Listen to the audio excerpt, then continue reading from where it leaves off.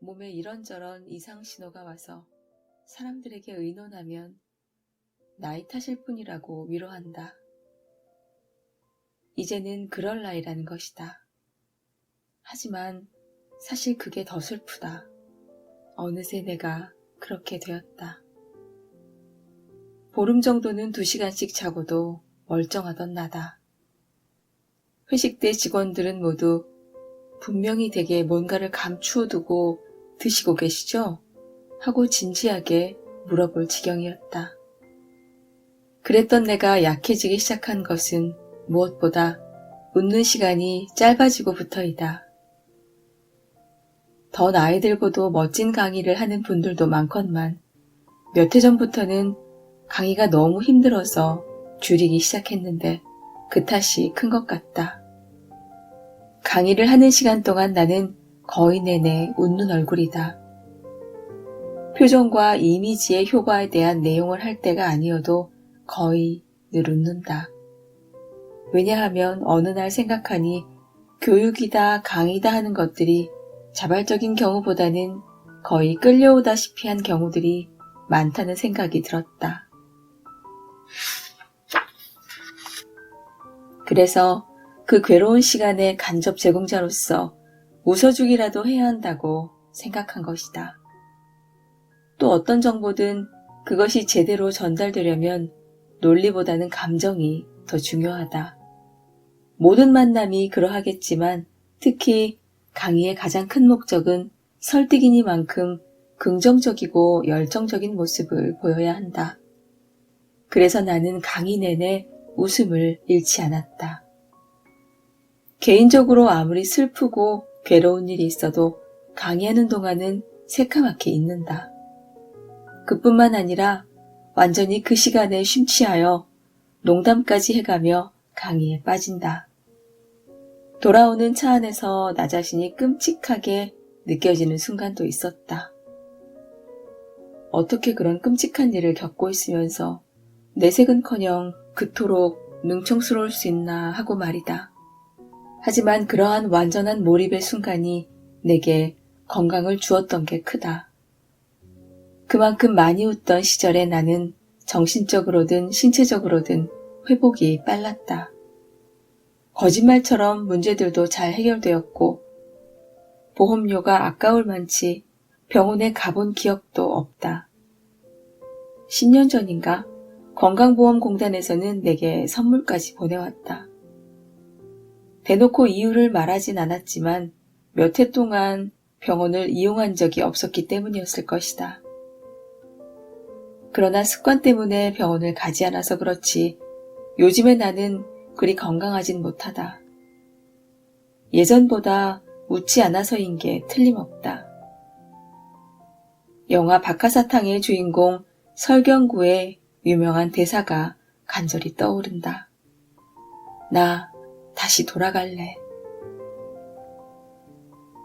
웃음이 건강에 미치는 효과야 동서고금을 막론하고 확인된 것들도 많고 이미 너무 잘 알려져 있다.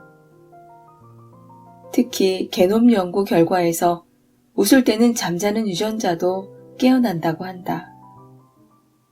평소 우리 유전자의 97%가 잠자고 있다고 했던가.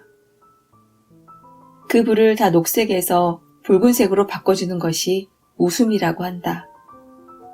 유전자가 커진다는 의미는 RNA가 활발해지면서 리보솜에 영향을 주어 몸에 좋은 효소 호르몬이 활성화된다는 것이다. 어떤 약을 먹어도 절대 깨어나지 않는 유전자들의 불을 켜주는 것은 바로 건강한 웃음이라는 결론이다. 웃음이 타인을 위한 것으로만 크게 오해하는 이들은 혈당을 우선 확인해 볼 필요가 있다. 실컷 웃고 난 다음엔 당뇨병 환자를 대표하여 혈당치가 크게 떨어지기 때문이다.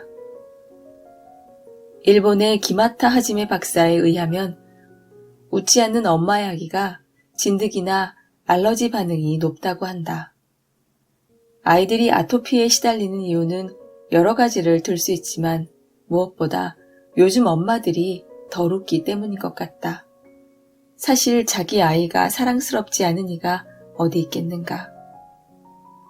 그러나 자신의 감정을 잘 소화해내는 능력이 예전보다 조금 약해졌을지도 모른다는 생각은 든다. 건강에 대해 무엇을 말할까 아무리 생각해봐도 단연 예방이나 관리는 물론 치료까지 분명히 웃음이 으뜸이다. 어쩌면 그것 하나뿐일지 모른다. 신이 준 최고의 처방이자 선물인 웃음. 그런데 나를 즐겁고 행복하게 웃게 할 이들이 세상엔 그리 많지 않다.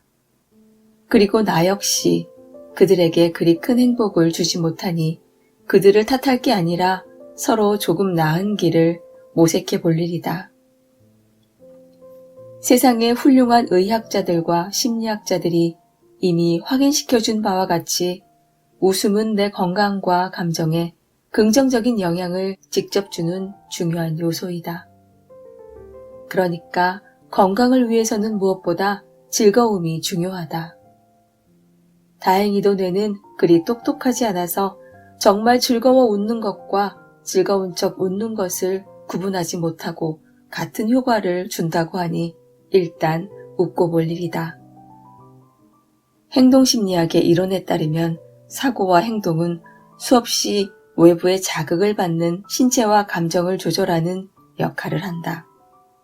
긍정적인 생각들은 말할 것도 없고 힘있는 걸음걸이, 활기찬 제스처도 감정과 신체에 좋은 영향을 준다. 그러하기에 이미지 때문이거나 그 누구를 위한 것이 아니라 본인을 위하여 지금보다 활기차게 표현하라고 권하고 싶다. 실제로 나는 피곤한 날 강의할 때 교단을 더 많이 오가고 제스처를 크게 한다. 어느덧 강의할 때마다 늘 말하던 내용에 내가 스스로 세뇌된 덕이다. 그러면 분명히 나의 감정과 신체의 건강 반응을 확인하게 된다. 감정의 동요도 적고 피로감도 크게 느끼지 않는다. 물론 평소에 운동이 가장 중요하고 필요한 것은 차치하고 말이다. 나를 갈 시간이 없어 무딘톱으로 나무를 자르는 사람은 미련하다. 시간이 없다며 운동을 하지 않는 사람은 더 미련하다.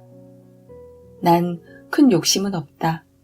하루가 건강하면 된다. 그렇게 하루하루. 그런데 그 하루는 건강을 해치는 수많은 위협 속에 있다. 현명하게 여러 가지 표현들과 생활 속 지혜로 자신을 지켜낸다면 더 흐뭇할 것 같다. 바로 그 광고 카피가 이유를 말해준다. 나는 소중하니까.